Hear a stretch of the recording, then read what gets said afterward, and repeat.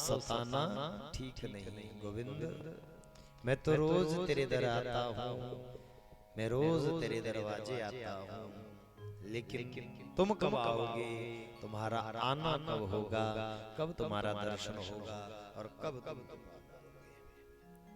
ये भाव अनन्य भाव से श्री प्रिया प्रियतम के चरणों में, लाडली लाल के चरणों में हम अर्पित करें।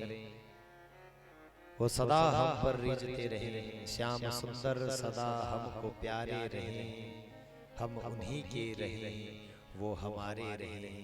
यह भाव श्री ठाकुर जी के चरणों में हमेशा अर्पित करते रहें। हम सदा उनके बन करके रहें, हम सदैव उनके दास बन करके रहें। यह प्रार्थना श्री ठाकुर जी के चरणों में करें। ये जो जीवन है, ये जो समय है, यह समय चलायमान रहता है, सदा चलने वाला रहता है। हम इस संसार में आए, कब 2 वर्ष के हुए, कब 5 वर्ष के हुए और कब होते होते 50 वर्ष के हो गए, हमें मालूम ही नहीं चला कि जीवन कब समाप्त हो गया। ऐसे ही श्रीधाम वृंदावन में आज एक पुनः नित नूतन सुबह श्री ठाकुर जी की कृपा से एक और सूर्योदय गोविंद की कृपा से श्रीधाम वृंदावन में हम आप लोग दर्शन कर रहे हैं। लेकिन देखो, सदैव समय स्थिर नहीं रहता, समय सदा रुका हुआ ठहरा हुआ किसी के लिए नहीं रहता। हमने जीवन में कुछ पुण्य अर्जित किए थे, जिन पुण्यों के प्रताप से, जिन पुण्यों के फल से हमें श्रीधाम वृंदावन की यात्रा करने का, श्रीधाम वृंदावन का वास, ब्रज की रज में बैठना, ब्रज की रज में सोना, ब्रजमंडल की सीमा में प्रवेश करना श्री ठाकुर जी की कृपा से हमें प्राप्त हुआ।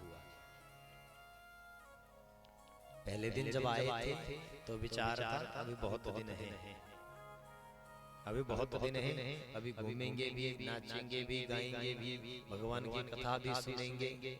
लेकिन समय कैसे परिवर्तित हो गया कोई जानता ही नहीं। बोले आने का तो पता चला ही नहीं, अब जाने का भी पता नहीं चलेगा। मैं आपसे निवेदन करूं, श्री ठाकुर जी से हमेशा यही प्रार्थना करो कि ब्रज का वास इतना जो प्यारा वास है, ये वास सदा के लिए हमें मिल जाए। ब्रज धूलि प्राणों से प्यारी लगे, ब्रज मंडल माही बसाए रहो, रसिका के संग में मस्त रहो, जगजाल से नाथ छुड़ाए रहो, नित बांकी की झांकी निहारा करूं, छवि छात से नाथ छकाए रहो, है बांके बिहार यही विनती, मेरे नैनों से नैना मिलाए रहो, है बांके बिहार यही विनती, मेरे नैनों से नैना मिलाए रहो। हमें सदा के लिए ब्रज धाम मिल जाए, ये ब्रज का वास मिल जाए, ये ब्रज की धूली मिल जाए और हम संसार से छूटकर श्री ठाकुर जी के चरणों में आकर रहने लग जाए। क्योंकि ब्रज धूली प्राणों से प्यारी लगती है। ये जो ब्रज की धूल है, ये जो ब्रज की माटी है, अति आनंद देने वाली ये ब्रज की माटी है। तो हम सदा के लिए यही निवास कर ले, हम हमेशा के लिए श्री ठाकुर जी के चरण शरण में रहना प्रारंभ कर दें। ऐसी प्रार्थना श्री ठाकुर जी के चरणों में हमें करनी चाहिए। प्रेम से कहो जय जय, जोर से कहो। इतना सुंदर अवसर हमें प्राप्त हुआ, एक तो भगवान के चरण शरण और ऊपर से भगवान की श्री ठाकुर जी की पावनमयी आनंदमयी कथा हमें सुनने को प्राप्त हुई। इस कथा का लाभ हमें प्राप्त हुआ, इस कथा का पुण्य हमें प्राप्त हुआ।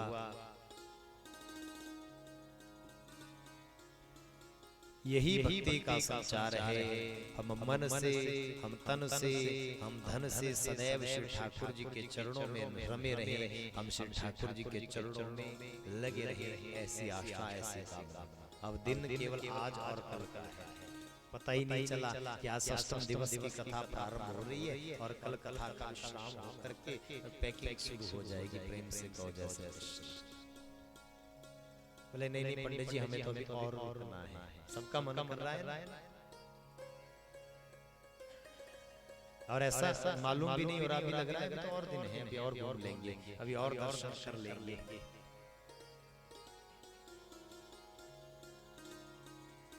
लेकिन जाना तो पड़ेगा, आए हैं तो जाना तो पड़ेगा, चाहिए संसार है, चाहिए जीवन है, चाहे श्री धाम वृंदावन है, आए हैं तो जाना है ही। तो अगर जाना है तो क्यों ना कुछ ऐसा करके जाएं कि लाली मेरे लाल की जित देखूं तित लाल, और लाली देखन जो मैं चली तो मैं भी हो गई लाल। जब यहाँ आए हैं तो यहाँ केवल खाली अपने गालों का रंग नहीं ले जाना है, केवल होली का रंग नहीं ले जाना है, ले जाना होगा तो श्री ठाकुर जी को हृदय में बिठा करके ले जाना। जो मस्ती यहाँ हमें, आनंद जो यहाँ हमें प्राप्त हुआ, जो मस्ती हमने यहाँ श्री ठाकुर जी के नाम की प्राप्त की, वही मस्ती घर जा करके भी, घर में भी वही मस्ती कृष्ण नाम की, राधा नाम की हमारे जीवन में संचार हो। बात तो तब बने और यदि खाली आए और खाली ही चले गए, झोला भर के शॉपिंग करके सामान का ले गए, व्यर्थ की चीजें जो कल को टूट फूट जाएंगी वैसी वस्तुओं को यदि ले गए तो कोई लाभ नहीं हुआ। ध्यान रहे, यहाँ से यदि कुछ ले जाना है, यहाँ से यदि कुछ इकट्ठा करना है, कुछ यहाँ संचय करना है तो केवल राधा नाम का संचय हम लोग करें, कृष्ण नाम का संचय हम लोग करें और उसे संग लेकर के जाएं, क्योंकि प्राण धन राधा, केवल राधा का नाम ही हमारा धन है, दूसरा धन संसार में कोई नहीं है। ध्यान रखना, संसार का कोई भी धन हमारे काम नहीं आने वाला। बैंक का पैसा बैंक में रह जाएगा, जरूरत पड़ेगी काम नहीं आएगा, लेकिन यदि काम कुछ आएगा, हमारे जीवन में काम कुछ आएगा तो केवल और केवल भगवान नाम हमारे काम आने वाला है। क्यों? क्योंकि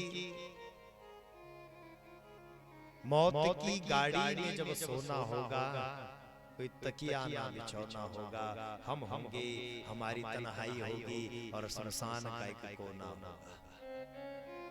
कुछ काम आने वाला नहीं है संसार में। संसार में यदि कुछ काम आएगा तो केवल भगवान नाम काम आएगा, जो हमने जपा होगा, जो हमने गाया है, यही काम आने वाला है और कुछ काम आने वाला नहीं है। बाकी तो महाराज अंत समय क्या दशा होती है ये तो भगवान श्री ठाकुर जी ही जानते हैं, क्या दशा होने वाली है, क्या किसके साथ होगा, ये श्री ठाकुर जी जानते हैं। तो कुछ यदि लेकर के जाना है तो भगवान नाम का रस लेकर के जाना है, और ये रस दुनिया में आपको कहीं नहीं मिलने वाला। संसार के किसी कोने चले जाओ, आप लोग गए भी होंगे, दुनिया की बहुत सी जगहें आपने देखी होंगी, लेकिन जो रस वृंदावन में है वो रस कहीं मिलने वाला नहीं है। क्यों नहीं? क्योंकि यहाँ जो रस की साक्षात मूर्ति है वो धारा नाम, जो राधा नाम है, जो धारा रूप में वृंदावन में बहती है, जो धारा रूप है, जो राधा रूप है। राधा को बार बार याद कहें ना तो धारा धारा धारा धारा धारा धारा धारा और धारा बन जाती है। ये धारा केवल श्री धाम वृंदावन में बहती है, और ये राधा नाम की जो धारा है ये धारा यही मिलेगी और कहीं मिलने वाली नहीं।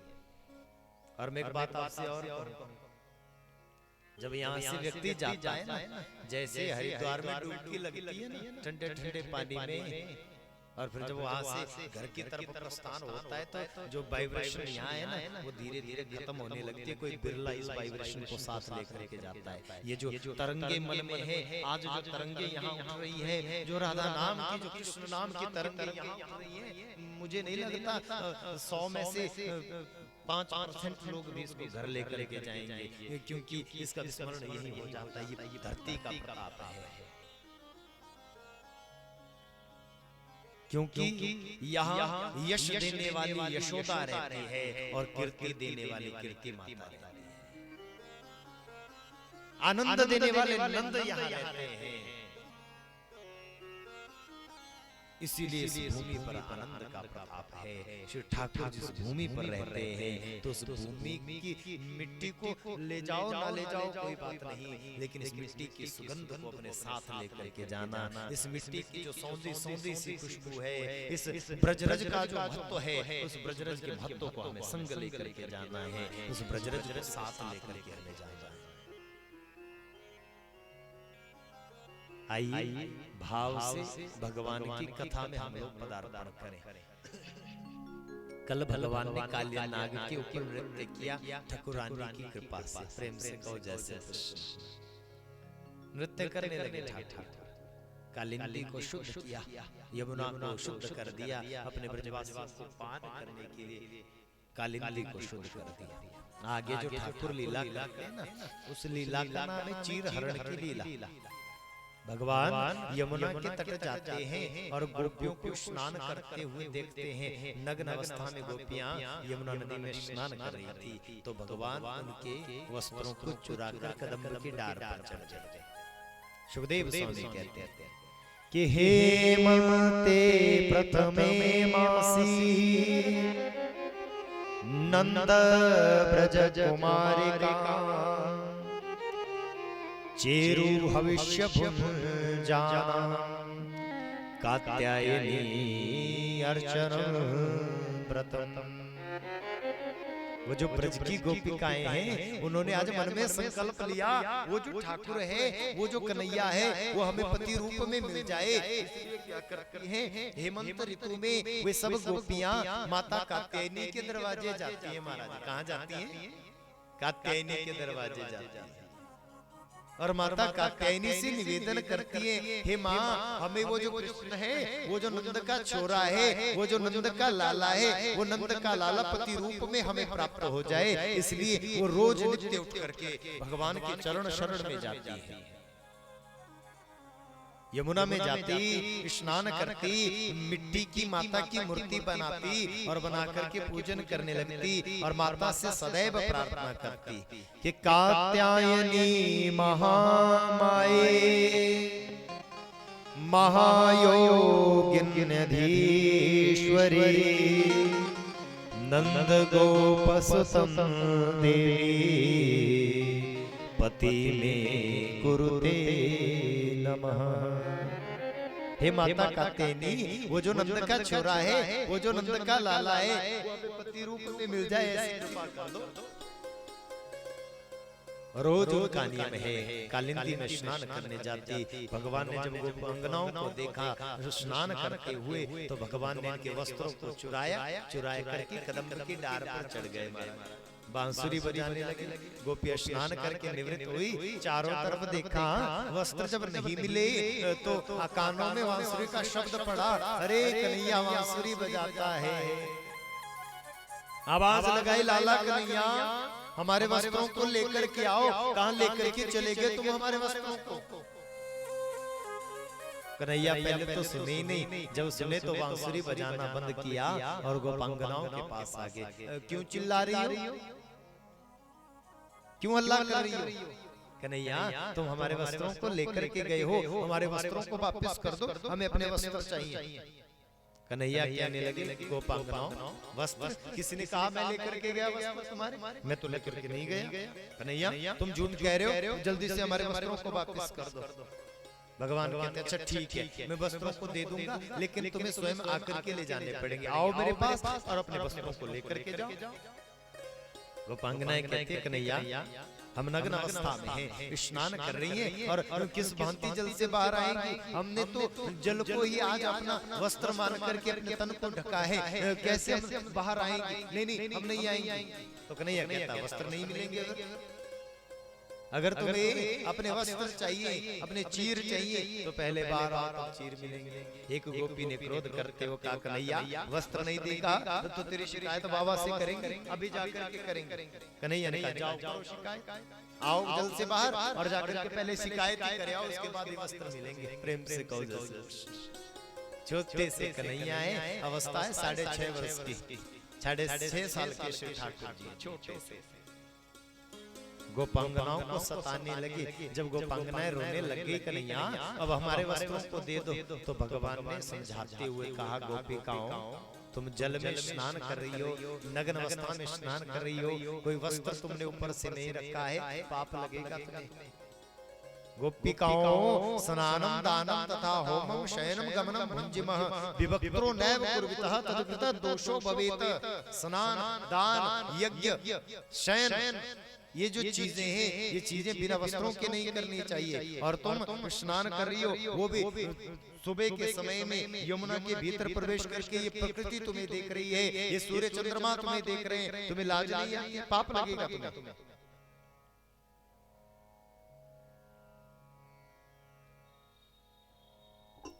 बोले सच्चिदानंद भगवान की। इन्हें भी तो कथा सुनी है भैया।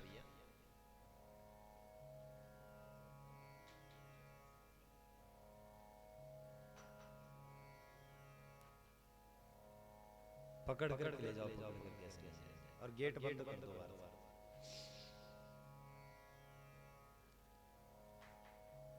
बोले कृष्ण कन्हैया लाल की। गोपांगनाएं जब भगवान के उपदेश को सुनती हैं तो ब्रज की गोपिकाओं ने कहा, कन्हैया हम तो गांव की गवारी नहीं है, हमें कहाँ मालूम कैसे रहना चाहिए कैसे ना रहना चाहिए, हम नहीं जानती। तो कन्हैया आज तुमने बता दिया कि बिना वस्त्र से स्नान नहीं करना चाहिए, तो मैं स्नान अभी कभी भी हम स्नान नहीं करेंगे बिना वस्त्रों के, इसलिए हमारे वस्त्रों को लौटा दो। भगवान ने गोपांगनाओं के वस्त्र वापस कर दिए। भगवान जब जाने लगे ना तो गोपिकाओं ने पूछा, लाला जा तो तुम रहे हो, लेकिन एक बात बता दो, हम जिस कार्य को लेकर के, जिस मनसा को लेकर के ये व्रत कर रही हैं, हमारी वो मन की कामना कब पूरी होगी? हम तुम्हें पति रूप में पाना चाहती हैं, तुम्हें अपना बनाना चाहती हैं, बताओ कब अपना बनोगे, कब अपना बनाओगे, कब हमें मिलोगे, ऐसा तो बता दो। कन्हैया ने कहा, सुनो गोपिकाओं, अभी तो समय नहीं है, लेकिन आने वाली जो शरद पूर्णिमा है, उस शरद पूर्णिमा की रात्रि को मैं तुम्हें अपना बनाऊंगा, तुम्हारे साथ रास विहार करूंगा, रास क्रीड़ा करूंगा, ऐसा मैं तुम्हें वचन देता हूँ। और ऐसा वचन देख करके श्री ठाकुर जी लौट करके घर आगे। बोलिए भक्तवत्सल भगवान की जय। ये जो चीर हरण की लीला है ना, चीर का अर्थ है पर्दा।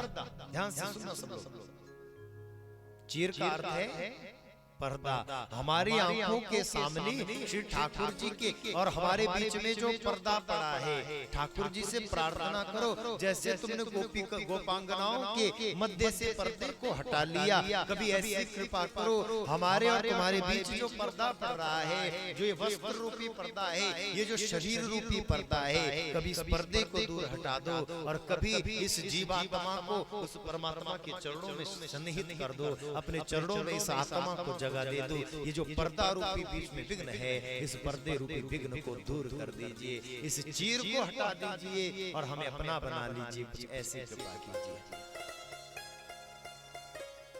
हमेशा व्यक्ति को चाहिए कि भगवान से यही मांगना चाहिए कि ये पर्दा बीच का हट जाए। ये पर्दा जब हटेगा तब श्री ठाकुर जी का दर्शन होगा, और जब श्री ठाकुर जी का दर्शन होगा तो वो ठाकुर हमें अपना बना लेगा, इसमें कोई संशय नहीं है। बोलिए भक्तवत्सल भगवान की जय। भगवान आज घर में है, सुबह उठे तो भगवान ने आज घर में क्या देखा, 7 वर्ष की अवस्था भगवान की हो चुकी है।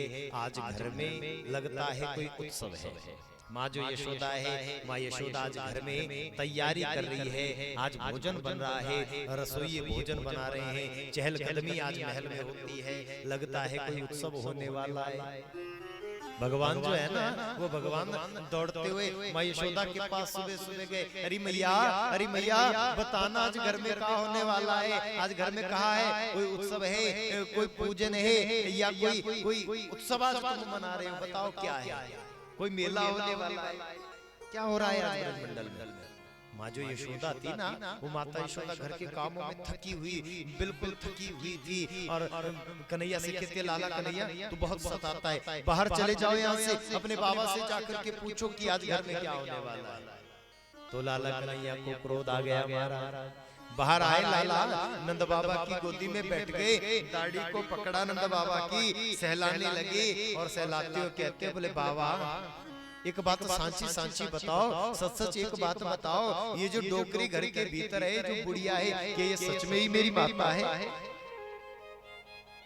ये जो घर में डोकरी है, जो बुढ़िया है, क्या ये सच में ही मेरी माता है? सच कहो बाबा, क्या कहीं ऐसा तो नहीं कि आप मुझे कहीं से उठा करके लायो? मुझे नहीं लगता मैं इसका बेटा हूं। नंद बाबा को बड़ा आनंद हुआ, बोले लाला ये तो क्या कह रहा है, लेकिन तुझे ऐसा क्यों लगा कि ये तुझसे प्रेम नहीं करती है, तेरी माता नहीं? तो कन्हैया कहने लगे बाबा मैं भी गया उस माँ के पास और मैंने पूछा घर में क्या हो रहा है, ये तैयारियां किस चीज की है, ये मिठाइयाँ क्यों बन रही है, ये 56 भोग क्यों बनते हैं, बताओ ना माता। तो पता है बाबा उसने क्या किया? हाँ लाला क्या किया? उसने मुझे कान से पकड़ा और बाहर दिखा दिया और कहती है बाहर जाकर के बाबा से पूछो, मेरे पास समय नहीं है। नंद बाबा को बड़ा आनंद हुआ और नंद बाबा ने सिर पर हाथ सहलाते हुए कृष्ण की कहा लाला कन्हैया देखो तुम्हारी जो मैया है ना अब बूढ़ी हो गई है, अवस्था इनकी बूढ़ी हो चुकी है, घर के काम भी इतने ज्यादा रहते हैं, अब थक जाती है तुम्हारी मैया, इसलिए वो थक गई होंगी, बता नहीं पाई तुमको। लाला मैं तुम्हें बताता हूँ आज घर में कहाँ होने वाला है, बताओ ना बाबा आज कहाँ होने वाला है। तो नंद बाबा भगवान श्री कृष्ण को समझाने लगे लाला देखो हम हैं गवाले, ध्यान से सुनना सब लोग, हम क्या हैं? गवाले हैं, हम लोग गवाले हैं। तो हमारा जो धन है वो है गौधन, और हमारा जो गौधन है ना वो चरता है जाकर के खेतों में खलिहानों में। लेकिन देखो लाला हमारे जो भगवान है ना वो भगवान है देवराज इंद्र। कौन है? देवराज इंद्र है। और सुनो लाला देवराज इंद्र वर्षा के देवता हैं। इंद्र जब वर्षा बरसाते हैं तो जल जब धरती पर आता है तो घास उगती है, तृण उगता है, खेतों में फसल होती है। और जब घास होता है घास गायें खाती हैं, गाय जब घास खाती है तो दूध देती है, दूध से हम माखन निकालते हैं और उस माखन को हम लोग मथुरा में जाकर के बेचते हैं, उसको मथुरा में जाकर के बेच लेते हैं। कन्हैया सोचते अच्छा गवाले हैं, हमारा भगवान है इंद्र और वो वर्षा करता है तो वर्षा होती है, और जब वर्षा होती है तो घास होता है, घास होता है तो गाय खाती है, गाय खाती तो दूध देती, दूध होता तो फिर माखन होता है, और उस माखन को मैं भी खाता हूँ। लेकिन भगवान ने बाबा से कहा, बोले बाबा आपने कहा हमारा भगवान है इंद्र, लेकिन बाबा एक बात आपसे कहूँ, इंद्र भगवान नहीं हो सकता। इंद्र देवता है, इंद्र कभी भगवान नहीं हो सकता। क्यों नहीं हो सकता? क्योंकि इंद्र की भी आयु का निर्धारण है महाराज। जिस तरह से हमारी आयु है ना 120 वर्ष कलयुग में बताई गई है, कोई नहीं पहुंचता लेकिन बताई गई है। लेकिन ऐसे ही इंद्र की भी आयु 100 वर्ष की होती है। हमारे 100 वर्ष होते इंद्र का एक दिन हो जाता, प्रेम से कहो जैसे। इस तरह से इंद्र की भी 100 वर्ष की आयु है। इंद्र के जब 100 वर्ष इंद्रासन पर पूरे हो जाते हैं तो उसको इंद्रासन छोड़ना पड़ता है। बोले बाबा वो एक पहली बात तो ये है इंद्र भगवान नहीं है, देवता है हम मानते हैं लेकिन भगवान नहीं है। और दूसरी बात आपने कही वो जल बरसाता है तब वर्षा होती है। नहीं बाबा, कर्मणा जायते जंतु कर्मणैव विलीयते, सुखम दुखम भयम क्षेमम कर्मणैव विपद्यते। व्यक्ति कर्म से पैदा होता है, कर्म से उसका पालन होता है और कर्म से ही वो नाश्ता को प्राप्त हो जाता है, ऐसा शास्त्र कहते हैं। भगवान कह रहे हैं कन्हैया कर्मणा जायते जंतु कर्मणैव विलीयते। कोई किसी को कुछ सुख दुख देने वाला नहीं है। काऊ न को सुख दुख कर दाता, निज कृत कर्म भोग सब भ्राता। इस संसार में हमें जो भी मिल रहा है हमारे कर्मों से हमें प्राप्त हो रहा है। हमें दुख आता है तो हम रोते, बोले भगवान ने दुख दे दिया। सुख आ जाए तो भगवान को पूछते भी नहीं है। ध्यान रखना, हमें ना तो भगवान सुख देते ना दुख देते। कर्मणा जायते जंतु कर्मणैव विलीयते। कर्म से व्यक्ति पैदा होता है, कर्म से समाप्त हो जाता है। जो भी सुखम दुखम भयम क्षेमम कर्मणैव विपद्यते, कर्म से सुख दुख की गति होती है। हमारा हमें जो कुछ संसार में मिला है वो कर्मों के वशीभूत मिला है। पूर्वकृत कर्मों से जो पहले हमने कमाया वो आज हम खा रहे हैं, आज जो हम कमा रहे हैं आगे चल करके खाएंगे। बोलिए भक्त वत्सल भगवान की जय। तो बाबा ने सोचा 7 वर्ष की इसकी अवस्था है और इतने बड़े बड़े श्लोकों में ये दृष्टांत दे रहा है, इतने बड़े बड़े श्लोकों में मुझे समझा रहा है। तो बाबा ने एकदम से पूछ लिया, लाला फिर यदि हमें इंद्र की पूजा नहीं करनी चाहिए तो इंद्र भगवान नहीं है, उसकी पूजा नहीं करनी चाहिए, तो फिर किसकी पूजा करनी चाहिए तुम बता दो।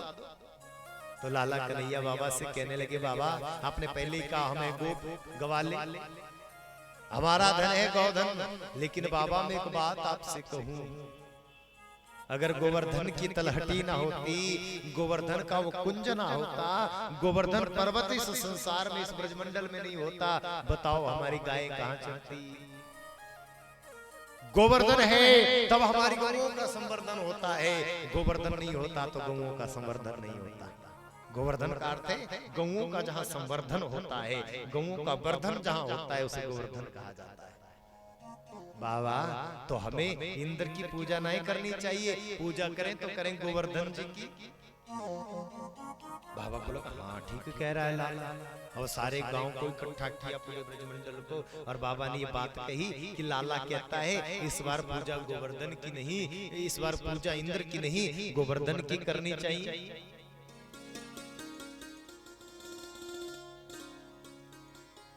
बोले भक्तवत्सल भगवान की जय। कुछ एक तो मान गए महाराज, हाँ कृष्ण ठीक कहता है, जो कृष्ण कहता है सही है, लेकिन किसी ने कहा नहीं नहीं छोटे से बालक पर तुम विश्वास करते हो, नहीं नहीं हम तो सदियों से राजा इंद्र की पूजा करते आ रहे हैं, हम तो देवराज इंद्र की पूजा करेंगे। ध्यान रखना एक बात का, जब भी गांव में कोई अच्छा कार्य होने वाला हो, सार्वजनिक कार्य, कथा भागवत वार्ता, कुछ लोग तो कहेंगे हाँ हाँ करो बड़ी अच्छी बात है, भगवान की कथा करनी चाहिए, लेकिन 2-4 ऐसे भी होते हैं जो कहते हैं ना ना बिल्कुल नहीं, कौन करेगा, कैसे होगा, पैसे कहां से आएंगे, ये कैसे होगा, वो कैसे होगा, और बीच में विघ्न कर देते हैं। यहाँ भी यही बात है, कुछ तो कहते कन्हैया जो कह रहा है बिल्कुल सही कह रहा है कर दो, लेकिन कुछ कहते नहीं नहीं हम तो दादा बाबाओं की अवस्था से, हमारे दादा परदादा इस पूजा को करते आ रहे हैं इंद्र की, हम तो इंद्र की पूजा करेंगे। लेकिन देखो यहाँ जो नंद बाबा है ना, नंद बाबा ने सभी ब्रजवासियों को गर्ग गीत को सुनाया। गर्गाचार्य जब नाम रखने आए भगवान का, तो गर्गाचार्य ने माँ यशोदा से कहा था तेरा बेटा कोई साधारण बेटा नहीं है, नारायण समूह गुण, तेरे बेटे में नारायण के जैसे गुण है। तो बाबा ने सबको बताया ये कोई साधारण बेटा नहीं है, ये कोई साधारण लाला नहीं है, ये नारायण के जैसे गुण इसमें है, इसकी बात को मान लो। तब सब लोग तैयार हो गए और सब लोग गोवर्धन की पूजा की तैयारी करने लगे।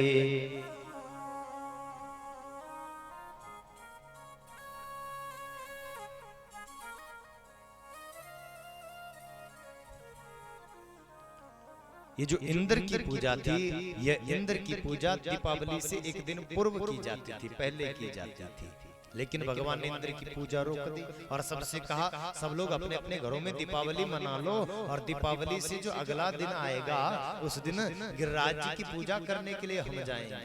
और सबने महाराज दीपावली को मनाया।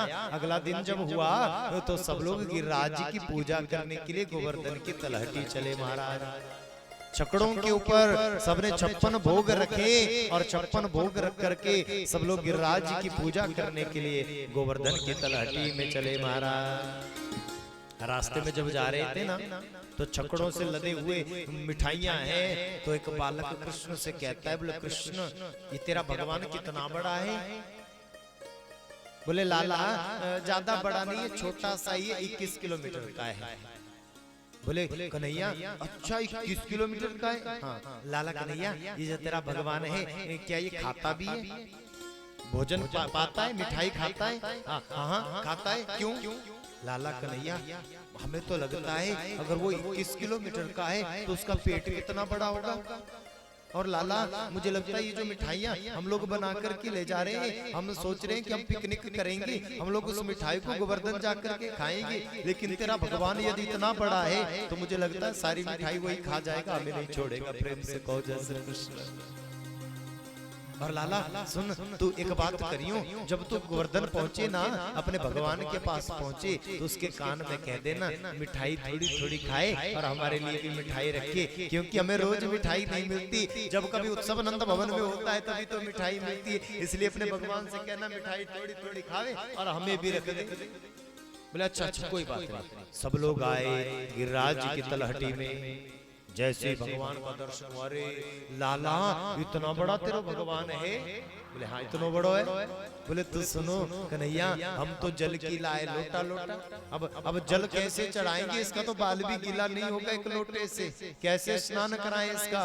तो भगवान ने मन से गंगा को प्रकट कर दिया और गोवर्धन महाराज का स्नान मानसी गंगा से हुआ। बोलिए मानसी गंगा की जय। मन से भगवान ने स्नान कर दिया, हमारा मन से स्नान कराया। एक ने कह दिया बोले देखो देखो कन्हैया, ऐसा है जब तक दर्शन नहीं होगा ना गोवर्धन जी का, हम कैसे मान ले तेरा भगवान दर्शन देता है? बोले हाँ हाँ, तुम्हारे इंद्र ने भी कहा आज तक दर्शन दिए, लो मैं तुम्हें दर्शन करा देता हूँ। और जैसे यूं कहा तो एक रूप से तो भगवान ब्रजवासियों के सामने खड़े हैं महाराज, और दूसरे स्वरूप में गोवर्धन के भीतर से श्री ठाकुर जी ने ब्रजवासियों को दर्शन दे दिया। बोलिए मुखार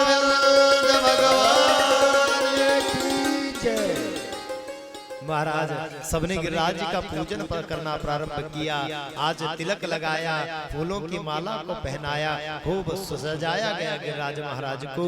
और 56 प्रकार के जो व्यंजन बनाए थे, उन 56 प्रकार के भोगों को गिरिराज जी के सामने उपस्थित किया गया। गिरिराज जी को भोग लगाया गया, भोग लगाया गया। और सबने गिरिराज जी की परिक्रमा को लगाया। क्या किया? गिरिराज जी की परिक्रमा को सबने दिया। आप लोग भी देख करके आए। हाँ, आज यहाँ बैठे बैठे भी सब लोग गिरिराज जी की परिक्रमा को दें, और बैठे बैठे हो सके तो बैठे बैठे, और हो सके तो नाचते हुए भी गिरिराज जी की परिक्रमा लगाएं। बोलिए गिरिराज महाराज की जय। श्री गोवर्धन महाराज तेरे माथे मुकुट विराज रयो। श्री गोवर्धन महाराज तेरे माथे मुकुट विराज। श्री गोवर्धन महाराज तेरे माथे मुकुट विराज रयो। श्री गोवर्धन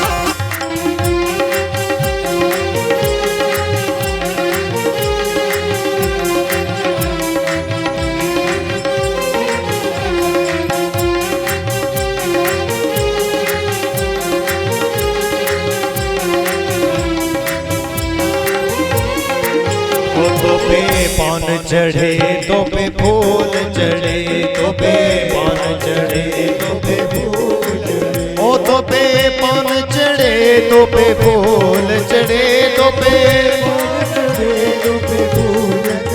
ओ तो पे पान चढ़े तो पे फूल चढ़े, तो पे पान चढ़े और चढ़े दूध की धार। तेरे माथे मुकुट विराज रयो, और चढ़े दूध की धार। तेरे माथे मुकुट विराज। श्री गोवर्धन महाराज तेरे माथे मुकुट विराज रयो।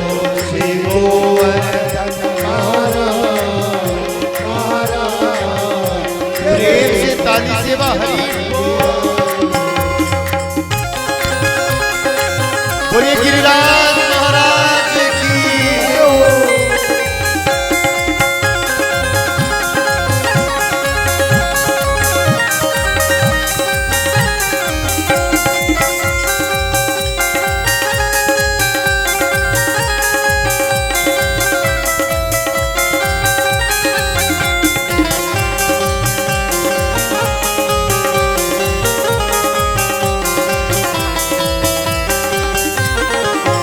तेरी सतकोष की परिक्रमा, तेरी सतकोष की, ओ तेरी सतकोष की परिक्रमा, तेरी सतकोष की परिक्रमा, ओ तेरी सतकोष की परिक्रमा, तेरी और चकलेश्वर बिसरा बिसरा तेरे माथे मुकुट विराज रयो श्री गोवर्धन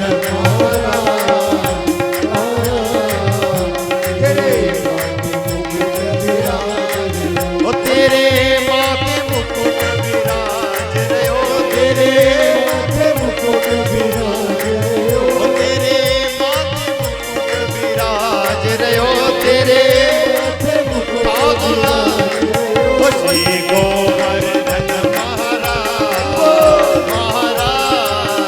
तेरे माथे मुकुट विराज रयो श्री गोवर्धन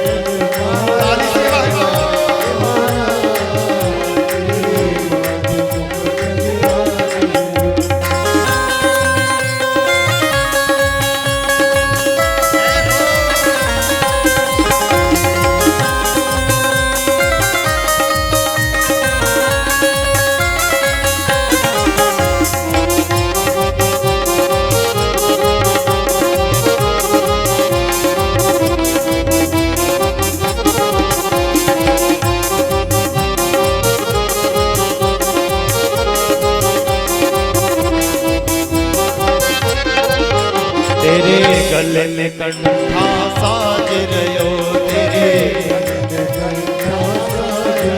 ओ तेरे गले में कंठा साज रयो, तेरे ओ तेरे गले में कंठा साज रयो, तेरे गले में ओ इसे मधुर मधुर तो बाज रयो, इसे मधुर मधुर तो ओ तेरी ठोड़ी पे हीरा ला, तेरे माथे मुकुट विराज रयो, तेरी ठोड़ी पे हीरा ला, तेरे मुकुट विराज रयो श्री गोवर्धन महाराज महाराज, तेरे माथे मुकुट विराज रयो श्री गोवर्धन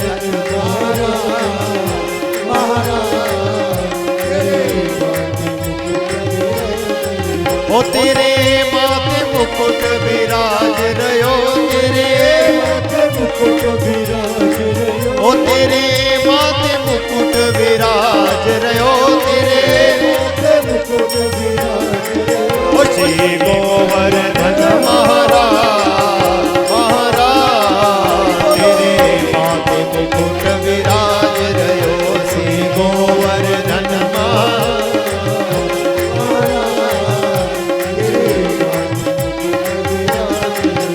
गिरिराज धरण प्रभु तेरी शरण गिरि, ओ गिरिराज धरण प्रभु तेरी शरण, गिरिराज धरण ओ प्रभु तेरी शरण, प्रभु तेरी शरण, ओ प्रभु तेरी शरण, प्रभु तेरी शरण, प्रभु ओ गिरिराज धरण प्रभु तेरी शरण, गिरिराज धरण प्रभु, ओ गिरिराज धरण प्रभु तेरी शरण, गिरिराज धरण प्रभु, ओ गिरिराज धरण प्रभु तेरी शरण, गिरिराज धरण ओ हम तेरी शरण बाबा तेरी शरण, हम